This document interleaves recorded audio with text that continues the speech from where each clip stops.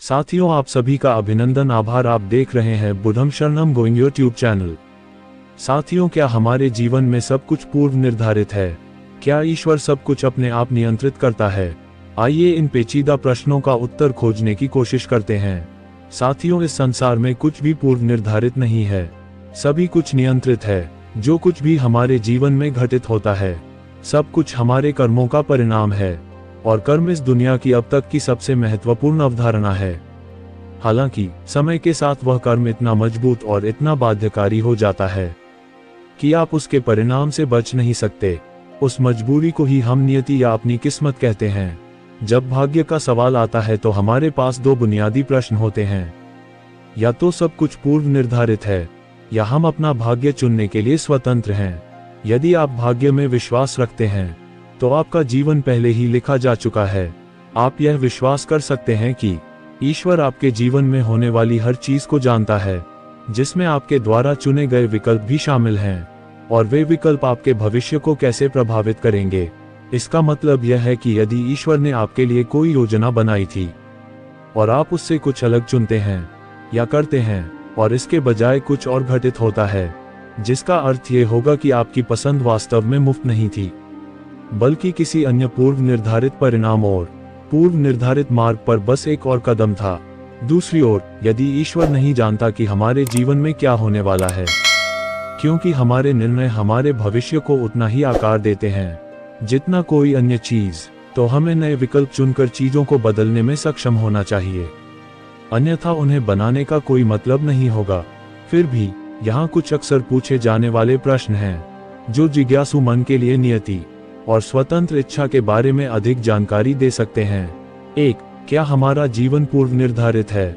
2. क्या मनुष्य के पास स्वतंत्र इच्छा है या जीवन पूर्व निर्धारित है? 3. यह मानते हुए कि स्वतंत्र इच्छा मौजूद है, मैं सफलता की दिशा में कैसे काम कर सकता हूँ? 4. मनुष्य जीवन वास्तव में क्या है?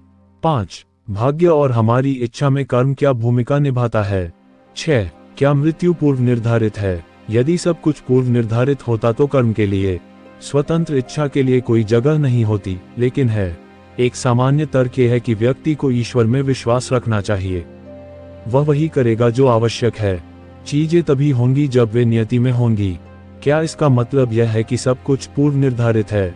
और यदि ऐसा है तो फिर कर्म करने की क्या आवश्यकता है? सत्य क्या है, नियति या हमारी इच्छा? इन सब में भाग्य एक महत्वपूर्ण भूमिका निभाता है। साथियों, आयु, कर्म, धन संपत्ति, विद्या और मौत, ये 5 चीजें मनुष्य के भाग्य में उसी समय लिख दी जाती है जब वो गर्भ में होता है। व्यक्ति के जन्म से पहले ही उसके जीवन के विषय में कुछ चीजों का निर्धारण हो जाता है। इन चीजों में कोई बदलाव नहीं किया जा सकता।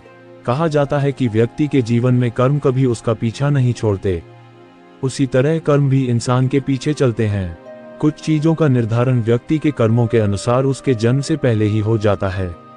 पहली चीज व्यक्ति की आयु है, जो उसके जन्म से पहले ही निर्धारित हो जाती है। व्यक्ति को जितनी उम्र मिली है वो उससे ज्यादा नहीं जी सकता, उसे निर्धारित समय पर मरना ही होता है। साथ ही मृत्यु किस तरह होनी है ये भी पहले से लिखा हुआ होता है।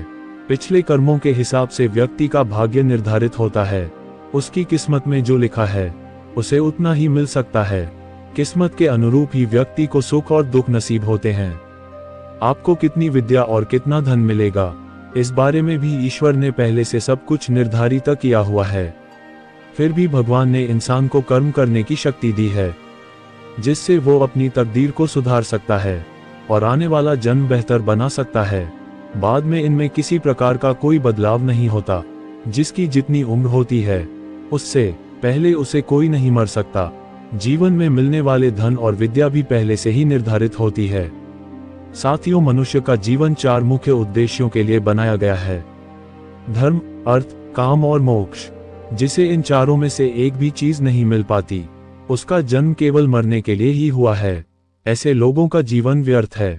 धर्म, अर्थ और काम के लिए पुरुषार्थ करने वाले व्यक्ति को मोक्ष की प्राप्ति हो सकती है। इससे पहले कि मैं गहराई में जाऊं, मैं आपको एक कहानी सुनाता हूँ। एक बार की बात है, एक आदमी आजीविका की तलाश में दूसरे शहर जा रहा था और उसे जंगल से होकर गुजरना पड़ा। हुआ यूं कि वह जंगल में रास्ता भूल गया। असहाय होकर घूमते हुए वह एक पुराने बरगद के पेड़ के पास आया जिसकी जड़ें नीचे लटकी हुई थीं और इसने एक विस्तृत क्षेत्र को ढक दिया था। उसने पेड़ के नीचे एक लोमड़ी को बैठे देखा। पहले तो वह डर गया, लेकिन बाद में उसे राहत मिली, क्योंकि उसने देखा कि वह लंगड़ी थी, एक बूढ़ी लोमड़ी थी जो ज्यादातर विकलांग थी और शिकार करने में असमर्थ थी। वह वहीं एक छायादार कोने में बैठ गया। थोड़ी देर बाद उसने जो देखा वह उसे आश्चर्यचकित कर गया। उसने देखा कि पेड़ पर बैठे पक्षी कभी कभी मांस के टुकड़े गिरा देते थे और लोमड़ी उन्हें खा जाती थी। इस तरह वह बच गई। उस आदमी को एहसास हुआ कि उसे इधर उधर भागने की कोई जरूरत नहीं है। वह भी लोमड़ी की तरह बस कहीं एक कोना ले सकता है। भगवान उसे भी प्रदान करेगा। इसके बाद वह जंगल से बाहर निकलने में कामयाब रहा और जिस गांव में वह सबसे पहले आया उसके बाहर एक पेड़ के नीचे खुद को खड़ा कर लिया। उसने ईश्वर के प्रति समर्पण करने और उसे जो कुछ भी दिया गया था उसी पर जीवित रहने की कसम खाए। दिन बीतते गए लेकिन किसी ने उसे कुछ भी नहीं दिया। वह भूख से मर रहा था, गिरने की कगार पर था। उसका विश्वास हिल गया, टूटने से थोड़ा ही दूर, और उसने सोचा, भगवान पक्षपात कैसे कर सकते हैं। फिर कैसे उसने लोमड़ी की ही व्यवस्था की और उसकी नहीं। जब वह अपनी दुनिया इसी उधेड़बुन में था तभी उसने एक भिक्षु को वहां से गुजरते देखा। अपनी कमजोर हालत में उसने भिक्षु को बुलाया, अपनी कहानी सुनाई, अपनी परेशानी बताई और उसके सामने वह प्रश्न रखा जो उसे परेशान करता था। भिक्षु ने हंसते हुए कहा, तुम्हें लोमड़ी की भूमिका निभाने के लिए किसने कहा था? क्या तुम लंगड़े हो, अक्षम हो? तुम्हें तो एक पक्षी बनना चाहिए। अपने लिए काम करने के साथ साथ उन लोगों के लिए भी काम करना चाहिए जो तुम पर निर्भर हैं। इस किस्से में दो नैतिकताएं हैं। एक, हम अपनी सुविधा के अनुसार भूमिकाएं नहीं चुन सकते हैं। हमें व्यवहारिक, यथार्थवादी और खुद के प्रति ईमानदार होना होगा। और दो, भगवान के प्रति समर्पण या उस पर विश्वास रखने का मतलब यह नहीं है कि हम हार मान लें, प्रयत्न ही नहीं करें। अपने लक्ष्यों की प्राप्ति न होना हमेशा विफलता नहीं होती। छोड़ देना विफलता हो सकता है। भाग्य हमारे जीवन में एक महत्वपूर्ण भूमिका निभाता है।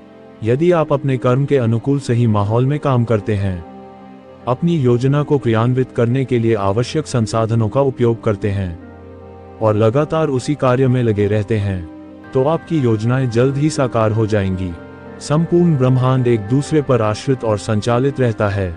यह आपस में जुड़ा हुआ है और आपके द्वारा की जाने वाली प्रत्येक क्रिया के दूरगामी प्रभाव हो सकते हैं। यदि आप अपने लक्ष्यों को प्राप्त करने के प्रति गंभीर हैं, तो आपको सही वातावरण में काम करना होगा। आप रेगिस्तान में तैराकी का अभ्यास नहीं कर सकते जब आप एक सहायक वातावरण में निरंतर प्रयास में संलग्न रहते हैं। तो सही संसाधनों तक पहुंच प्राप्त करने की संभावना स्वयं ही बनती जाती है।